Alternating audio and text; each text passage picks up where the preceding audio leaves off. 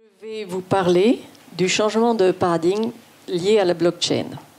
Et pour ça, on va d'abord se transporter à New York,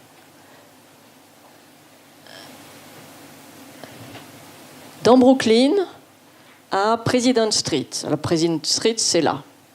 Et il n'y a pas très longtemps, il y a moins de 2 mois, en avril, là, il y a eu une première. Cette première, c'était qu'un monsieur qui s'appelle Robert Sankely a vendu de l'électricité à son voisin qui s'appelle Eric Turmin. Cette électricité, il l'avait fabriquée avec ses panneaux solaires sur son toit. Et donc ça, c'était une première. Donc vente d'électricité entre voisins à New York. Alors évidemment, les bénéfices, c'est évident parce que monsieur Robert, qui est le vendeur, ben lui, il est très content parce qu'il touche de l'argent. Quand il a de l'électricité en surplus, il le vend à son voisin. Il touche de l'argent, évidemment, il amortit ses panneaux solaires plus vite.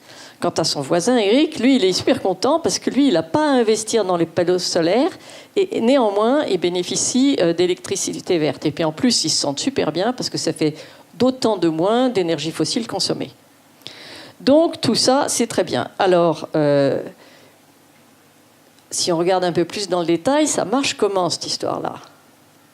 Alors voilà President Street, c'est ça, c'est cette rue-là.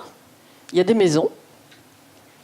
Et ces maisons, elles sont reliées par un microgrid qui est le truc vert, et les flèches vertes et bleues. Et donc, dans ces maisons-là, il y a celles qui sont des potentiels fournisseurs d'énergie et ceux qui sont des potentiels acteurs d'énergie. Donc, il y a Martha, sa maison. Alors, Martha, c'est elle est hyper contente parce qu'elle a ses panneaux solaires et elle vend son énergie à ses voisins. Donc, ça se passe comment ? Donc, sur ce microgrid, ça représente le grid. Il y a ceux qui sont des fournisseurs et il y a ceux qui sont des consommateurs. Mais donc, ça s'appelle un transactive grid. Pourquoi ? Parce que c'est un grid, effectivement, il est relié au réseau général, il est relié à chacune des maisons, ils ont des smart meters. Mais là-dessus, ils font des transactions. C'est-à-dire qu'ils s'achètent et ils se vendent contre de l'argent, de l'électricité. Et donc, qui dit transaction, dit contrat. Et donc, un contrat, dans la blockchain,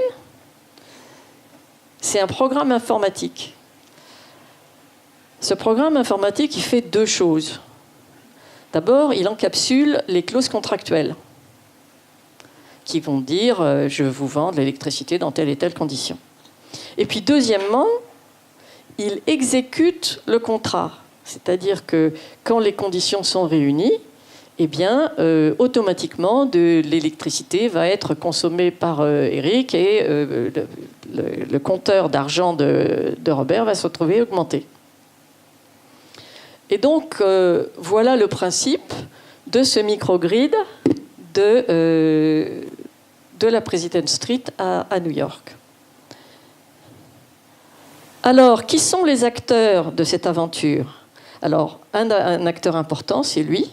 C'est Laurence Orsini, qui est le CEO de LO3 Energy.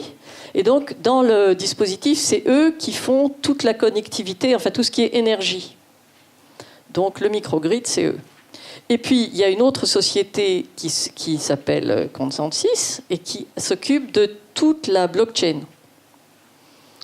Et évidemment, les autres parties prenantes, c'est les habitants reliés à ce microgrid. Alors, ce qu'il y a de rigolo là-dedans, c'est qu'il n'y a pas de grand acteur de l'économie de l'énergie, quoi. Donc, ça s'est passé entre des gens et de start-up. Et avec ça, ils ont fabriqué ce qu'on appelle un MVP. Un MVP, c'est un Minimum Viable Product. C'est-à-dire que ça marche, mais c'est très rustique. Alors, qu'est-ce qui est rustique là-dedans ? Eh bien, c'est par exemple le contrat. Aujourd'hui, le contrat, il dit quand j'ai de l'énergie en surplus par rapport à ma consommation personnelle, eh bien, je vais la vendre à ceux qui veulent et qui sont connectés à 7 cents du kilowattheure. Alors ça, c'est quand même un contrat très rustique parce qu'on pourrait avoir des clauses contractuelles dans le programme de la blockchain des clauses contractuelles beaucoup plus amusantes ou intéressantes. Par exemple, de dire, en cas d'urgence, comme par exemple l'ouragan Sandy, toute l'électricité va gratuitement à l'hôpital, qui est pas loin. Voilà.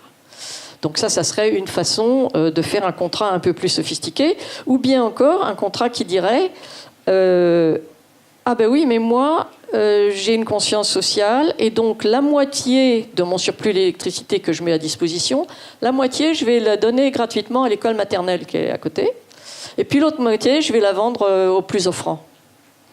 Et on peut avoir, avec un peu d'imagination, tout un tas de clauses contractuelles assez intéressantes. Alors ce truc-là va permettre de tester quoi ?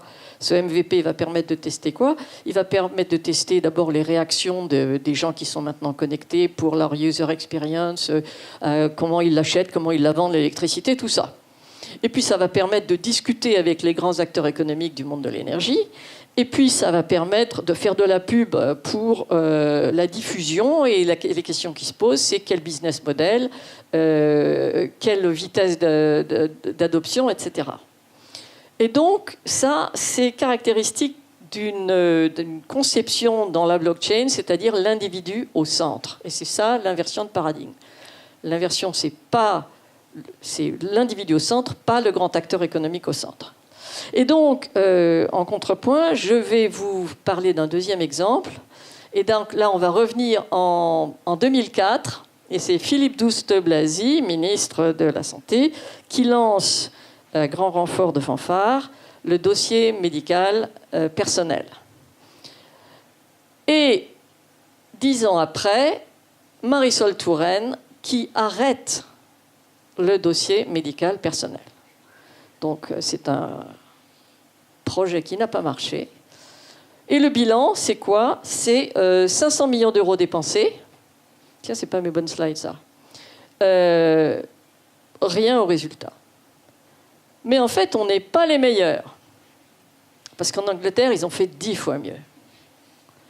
Ils ont dépensé 5 milliards, engloutis sans résultat probant. Et la reine, là, n'est pas du tout contente. Alors, en fait, quand on regarde, si on analyse un peu plus à fond, comment ça s'est passé ? Donc, Douste-Blazy, le projet, c'est faire économiser 3,5 milliards à la sécurité sociale. Et donc là, bon, ils font des cahiers des charges, tout ça comme d'habitude, appel d'offres, Atos a gagné l'appel d'offres, ils ont trouvé une solution qui était plutôt astucieuse, et le projet est parti. Et voilà. Et du point de vue de la sécurité sociale, si on regarde, est-ce que c'est désirable de faire ça ? Bah évidemment, ça va faire 3,5 milliards d'économies.